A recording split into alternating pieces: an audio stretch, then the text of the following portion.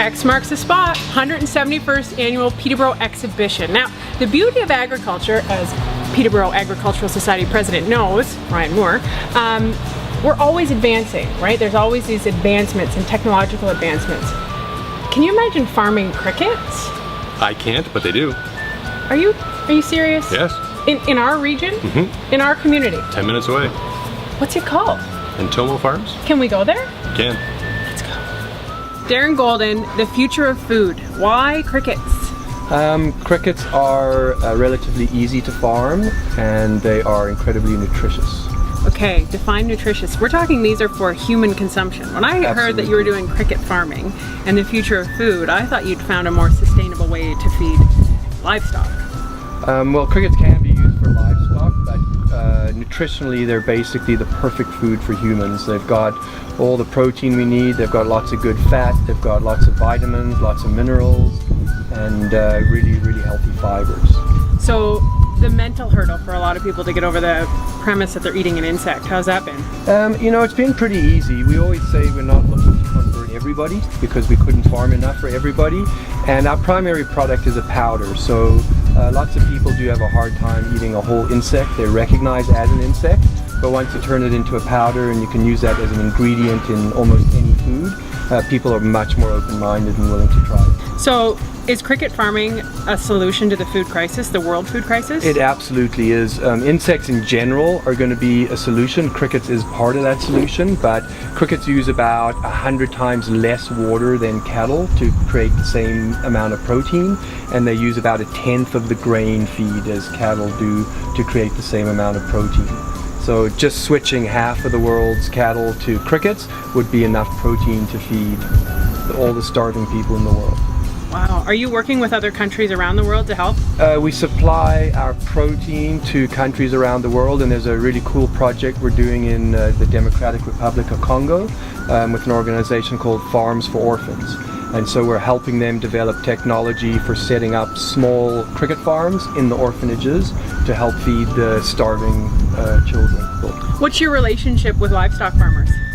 You know, we always say that we are not anti-beef, we're not anti-chicken, we're not really anti-anything. We just have to recognize that there's no growth potential in those industries. We are against cutting down the rest of our rainforests, the rest of our Canadian forest, just to grow more beef when it's completely unnecessary. Okay, so just to recap here, the Cricket Farm and Entomo Farms, what are you actually producing here?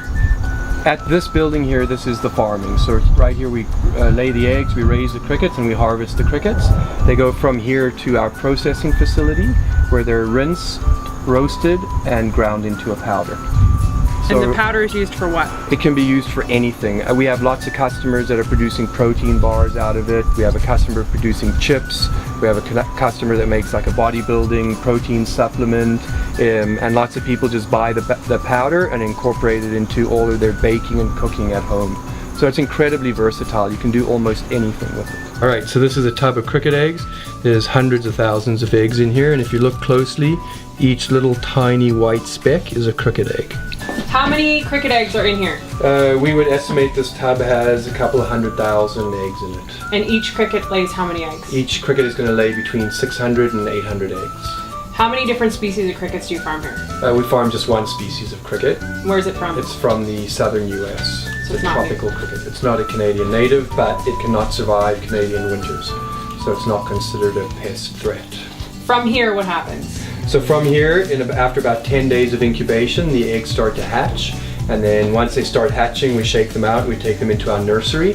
They spend 2 weeks in the nursery and then go from there into the finishing room where we'll grow them for another 4 weeks before harvesting.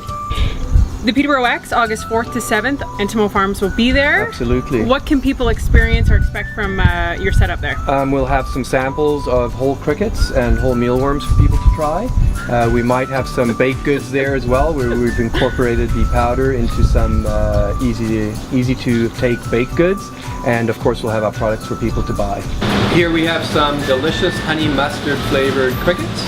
The spices are added before roasting and then they're roasted with the spices on. So these are whole crickets, as you can see. They're going to look back at you, but they have a delicious flavor. You go first.